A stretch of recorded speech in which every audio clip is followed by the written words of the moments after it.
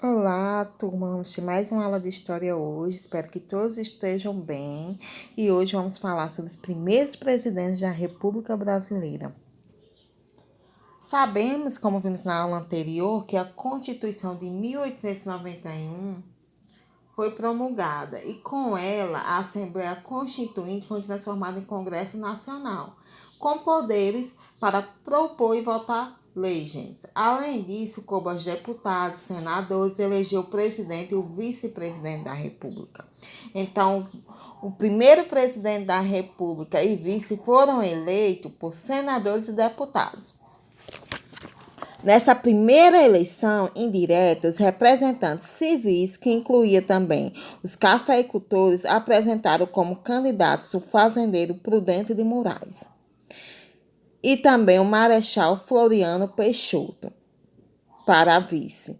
Por sua vez, os militares indicaram a candidatura de Deodoro da Fonseca para presidente e do Almirante Eduardo para vice. Gente, nessa época, o eleitor votava em candidato de chapas distintas. Eles escolhiam tanto o presidente como o vice, não era uma chapa única.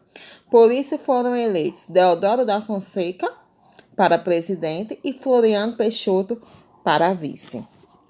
Então, nosso primeiro presidente foi Deodoro da Fonseca. Ele venceu as eleições, mesmo não tendo muito apoio político suficiente para governar, gente. Ele sofreu muita oposição dos grandes cafeicultores paulistas, que o acusavam de ser autoritário e o responsabilizavam pela crise econômica do encilhamento.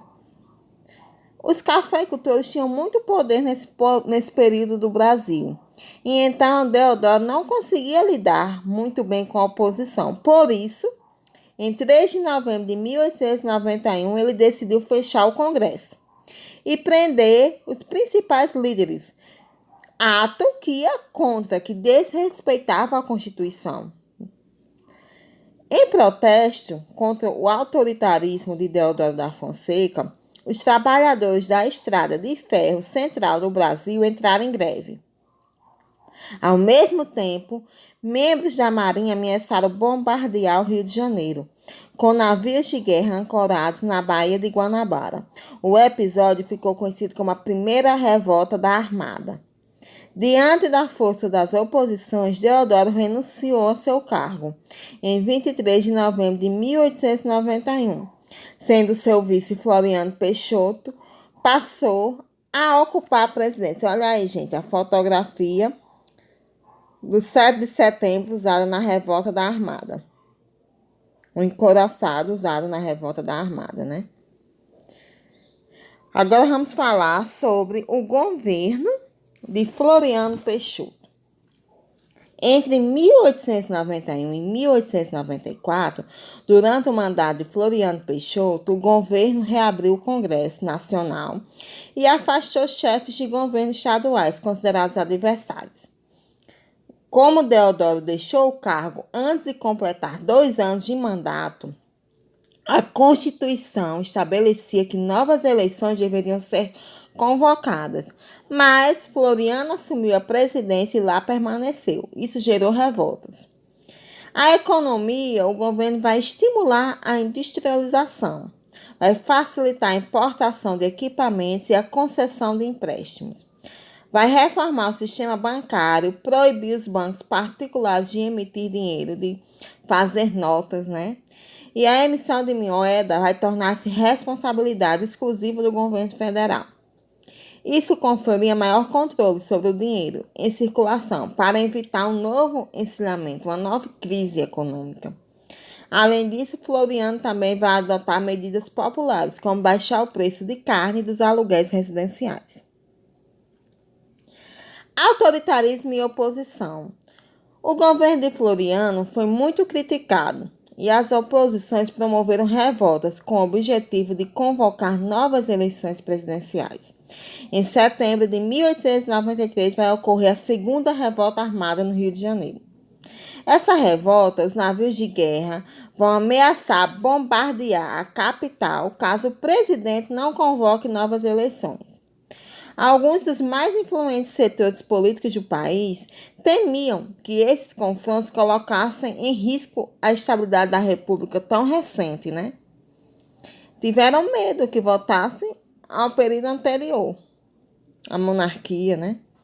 Após receber o apoio do Partido Republicano Paulista, que representava os cafeicultores do Estado e de setores do Exército, o governo conseguiu reprimir a revolta da Armada. Esses setores se uniram para não acabar a República, para continuar o sistema republicano. Mas aí vamos ter outra revolta, denominada Revolução Federalista. Essa revolta, que vai ser em 1893, vai começar no Rio Grande do Sul. Vai ser um grande conflito entre duas forças políticas. De um lado, vamos ter o Partido Republicano Gaúcho, que é liderado por Júlio de Castilhos, e do outro, o Partido Federalista, liderado por Silveira Martins. O Partido Republicano Gaúcho, que era apelidado de Pica-Paus, defendeu o presidencialismo e apoiava Floriano Peixoto continuar no poder. Já os membros do Partido Federalista, apelidados de Maragatos, queriam um governo parlamentarista e contavam com apoios de setores da Marinha. Eles também pretendiam reformar a Constituição Gaúcha e depor Castilhos e o presidente Floriano. A guerra civil entre Pica-Paus e Maragatos espalhou-se pelo Rio Grande do Sul e atingiu Santa Catarina e Paraná. O conflito ficou conhecido como Revolução Federalista. Provocou cerca de 10 mil mortes e milhares de fugas para o Uruguai. A guerra durou mais de 2 anos, só terminando em meados de 1895. Ao final, vai haver anistia para os revoltosos, mas suas reivindicações não foram atendidas. A Constituição Gaúcha permaneceu a mesma, e os membros do Partido Republicano dominaram o cenário político do Rio Grande do Sul, nas primeiras décadas do século XX. Foram muitos conflitos e críticas, mas Floriano não cedeu às pressões e ficou no poder até o final do seu mandato. Devido à sua maneira enérgica de enfrentar os adversários políticos, Floriano foi conhecido como Marechal de Ferro, porque ele se impunha. Ele ia até o final, por isso que ele concluiu o seu governo. Temos aí essa imagem, né? Que essa imagem é os tiros que atingiram a torre da igreja de Nossa Senhora da Lapa dos Mercadores, na Travessa do Comércio, no centro do Rio de Janeiro. É uma fotografia de 2016. Então, em 1893,